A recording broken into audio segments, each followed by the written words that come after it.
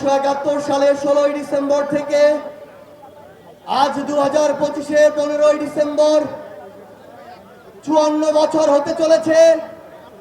কিন্তু ওই 1971 16 ডিসেম্বরে আমাদের এই স্বাধীনতাকে যেই দেশ আর যেই মানুষদের কাছে কুক্ষিগত করার অপচেষ্টা করা হয়েছিল, ওই শকুনেরা 54 বছরেও আমার দেশকে সেই শকুনদের হাত থেকে মুক্ত হতে দিতে চায় না।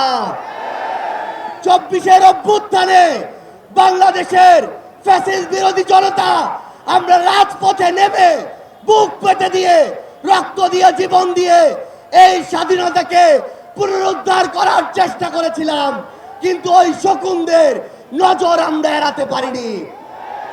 2 বছর হতে না হতেই এই শকুনেরা আবার বাংলাদেশের মানচিত্রকে, স্বাধীনতাকে, বিপ্লবীদেরকে খামচে ধরার চেষ্টা করছে। তারা মনে করছে এক ওসমান হাদিকে আক্রমণ করে রক্ত ঝরিয়ে জীবন নিয়ে তারা বাংলাদেশের মানচিত্রকে, স্বাধীনতাকে আবার কুক্ষিগত করার চেষ্টা করবে।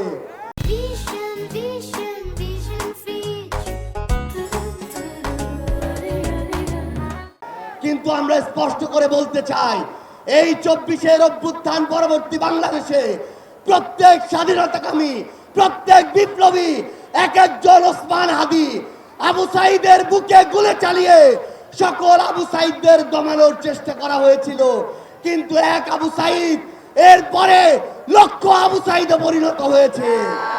একইভাবে আগামীতে এক ওসমান হাদি লক্ষ ওসমান হাদিতে পরিণত হবে।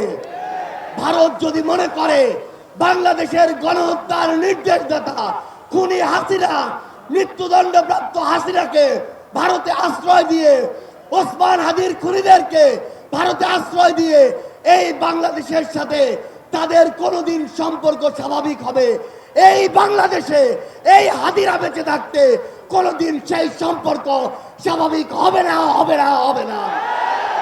আমরা সর্বশেষ স্পষ্ট করে একটা কথা বলতে চাই, বাংলাদেশে থাকা ভারতীয় হাই কমিশন যদি বাংলাদেশের মানুষের আকাঙ্ক্ষা, চাওয়া পাওয়া, স্পিরিট ওই ভারতের কাছে তুলে ধরতে না পারে, তাহলে এই কমিশনের ওই মানুষদের, ওই বিল্ডিং গুলোর এই বাংলাদেশে থাকার কোনো অধিকার নেই।